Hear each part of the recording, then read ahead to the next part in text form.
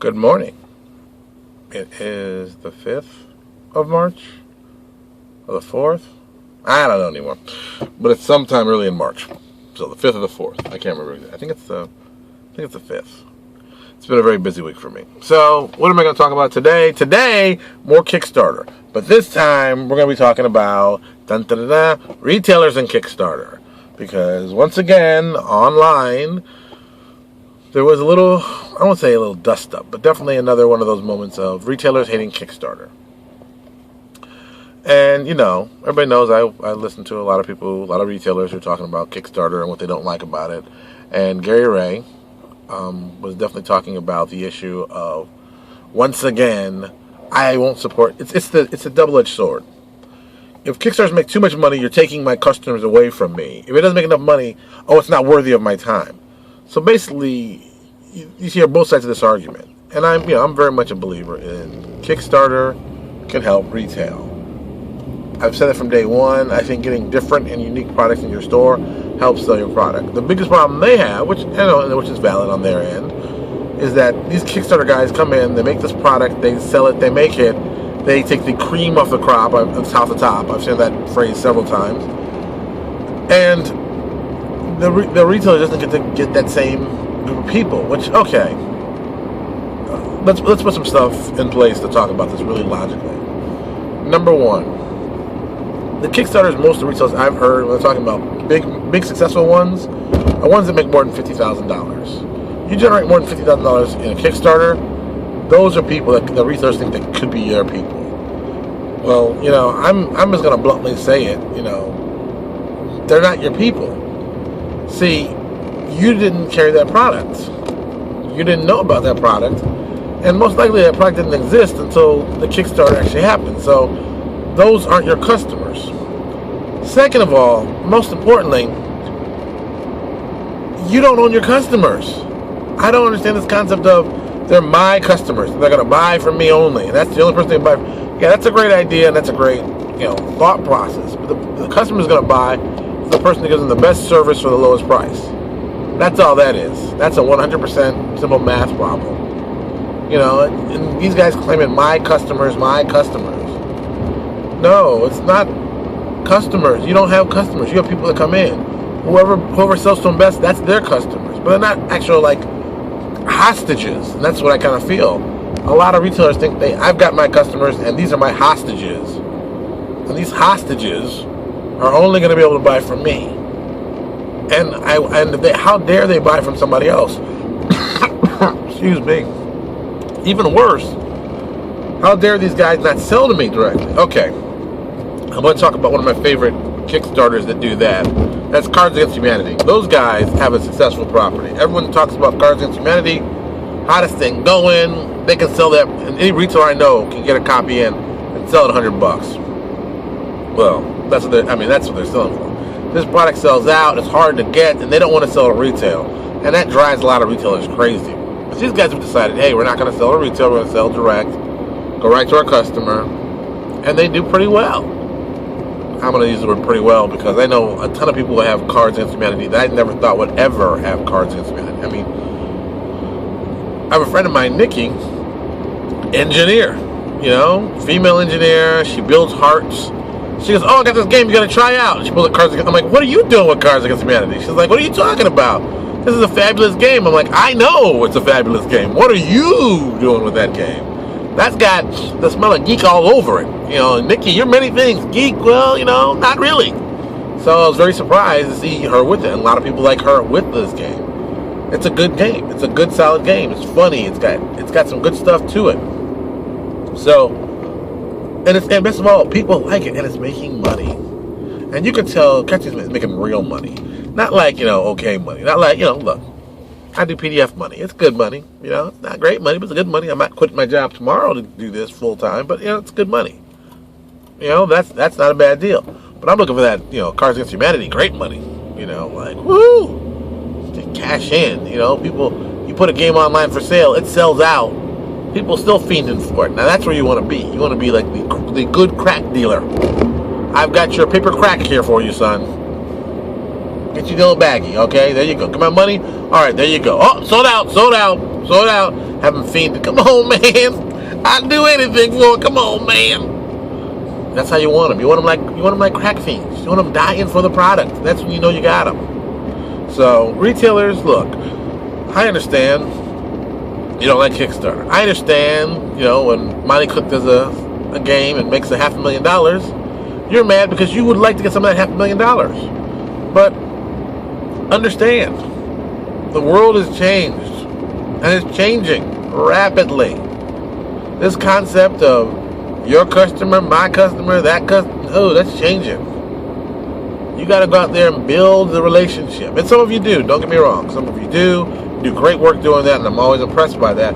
But you can't force a manufacturer to have to sell to you so you can make money on the deal. I mean, what? I got a great idea. I got a great product. I'm putting it available for sale. Would you like to buy it? Boom. Hey, let me check it out. Oh, I think it's great. I'll buy it. Then the flip side being, well, there's not enough people in that to make it interesting to me. They complain both sides, and this is the problem I have. You can't complain that they made too much money and it made too little money. All you're telling me is, I only want this up in the sweet spot, and if it gets out of the sweet spot, it's a problem. When I did Obsidian Apocalypse, we had 20 retailers send us stuff saying, hey, send me 5 copies, I'll sell it. The people I've talked to said it sold very, very well in their store. They got 5 copies in, most of the people sold out through 3. And I'm like, okay, three sell through since what? December and now March. Okay, that's moving. It's moving in the right direction. Maybe the 2 last them for the rest of the year, and maybe they buy another one. Maybe they reorder one.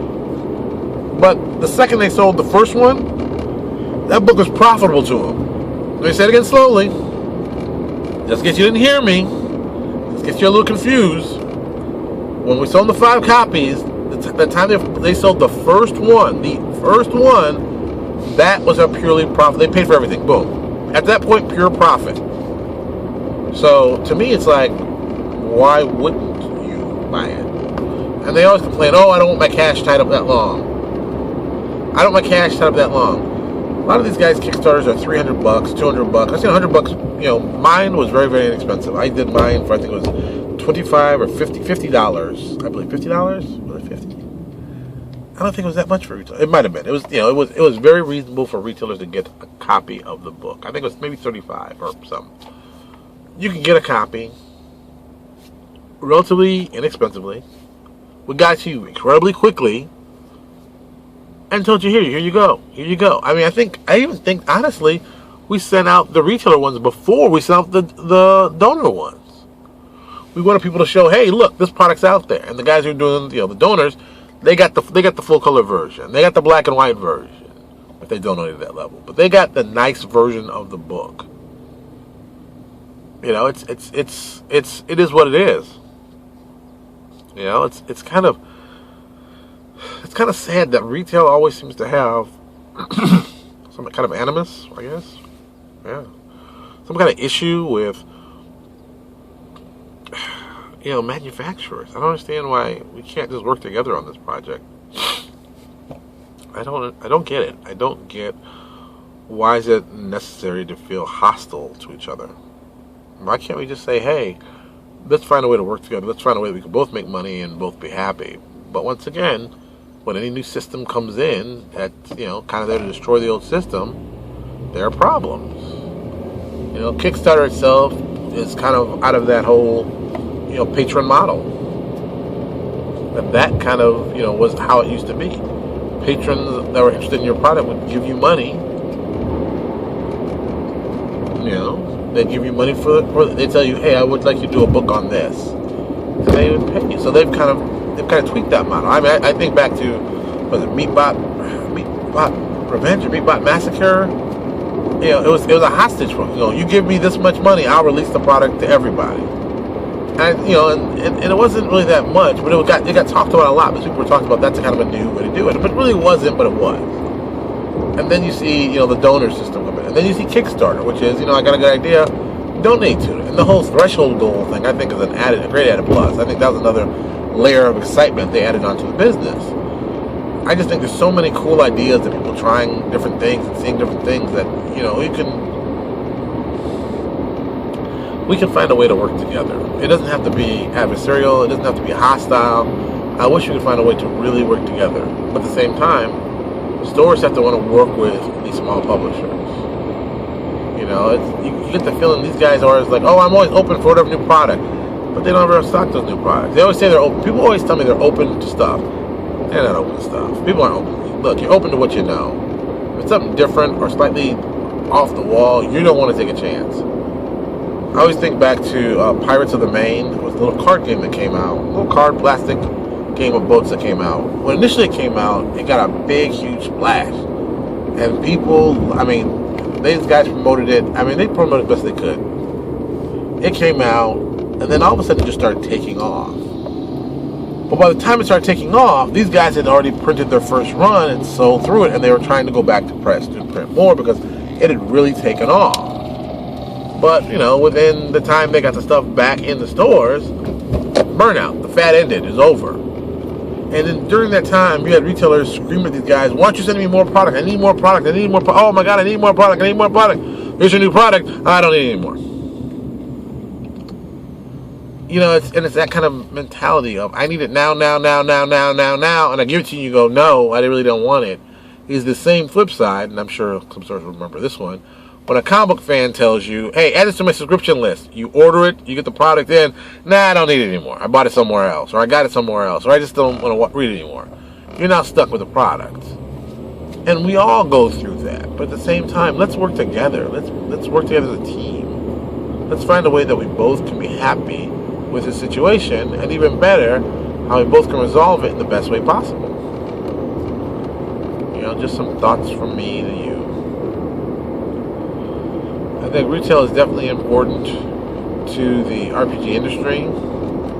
I think retail is definitely important for showing the game. I think game stores should try some non-mainstream stuff, some more Kickstarter stuff. But that's just me. That's my opinion. You know, there have been a lot of well-made Kickstarter games. Don't get me wrong. A lot of them. And there have also been a lot of flops. A lot of guys who didn't do the work, got burned. Oh, yeah. You know, and we're not talking like, you know, and that's the funny part. You're not talking about the small name guys. Oh, no. We're usually talking about major guys who have experience who just fallen apart. It's like, what the hell did you do? What were you thinking? You know? I mean, Clang. Oh, my God. How much money did you burn through? How many people did you diss on that? Ugh, that was ugly. Quantum, the role-playing game. Jeez, how much money did you raise?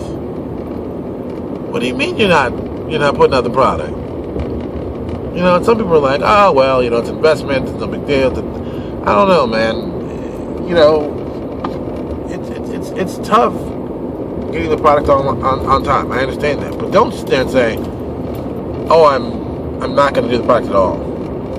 I mean, throw something at people. Even if it's the rough draft, throw something at them. So at least they can say, well, he was working on it, just things happened. You know, that to me is, that's the obvious one. Toss something. Give them a bone or something, just anything to, placate them a little bit, get them a little, not so planning your demise or death or suing you. Things happen, man. Lose your job, you get divorced, family member dies, anything can happen, put you in a bad spot. It doesn't take much, The old joke is we're always 2 weeks away from bankruptcy. It's like, hey, anything can happen, I get it. But at the same time, you can't just take somebody's money and just run off. That's not right. So, I think if you're, like I said, if you're a very good person at Kickstarter, you're very good at doing that, then tons of people, some people I suggest you follow. My number one guy, as always, Steve over at Publishing. Learn from Steve. Steve does a great job. Steve communicates well. Steve does that. The guys at DreamScarred Press, their Kickstarter, both of them really have been really great. The communication has been very, very high. I've been very, very impressed with it, and it's, like I said, I've been very happy with it. I put money in. I wanted to see these things. What happened? Well, boom, this happened. Bang, bang, bang, this happened. And they tell you about it. And I'm like, great, thanks. Thanks for keeping me abreast of the situation.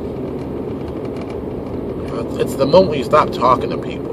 Or even worse, you get an attitude and you're mad at people when it comes across in your email. You know, it's like, don't get mad at people who gave you money. I mean, they gave you money when you asked for it. Don't act all like, you know, holier than thou. You know, you owe the guy something. You know, reach in your pocket, do something. You know, for what everybody said about Razor Coast, man, I'm pretty sure everybody got their money back. So you may have talked a bunch of stuff, including me. I talked about it. But you got to give the guys respect where respect is due. He knew there was an issue. The people involved paid the people who lost their money, and then still put the product out. I mean, that hurt. Don't even lie. That hurt. And that tells you a lot about them themselves. But that hurt, and they did the right thing, and that's important. That's really, really, really important. You know, it's a hard job. You know, pleasing people is a hard job. You know, like I said, I love Kickstarter, and I think it's a good thing, but let's find a way that we can all work together and make it positive. I don't know. Maybe there's a way to do it. I don't know, but someone's going to figure it out. Someone's going to make $1 million when they do. I hope it's me, but, you know, like I said, I hope it's me. All right, pulling into work. I guess I will be talk number 3. And I'm in there. I guess I will be talking to you all later.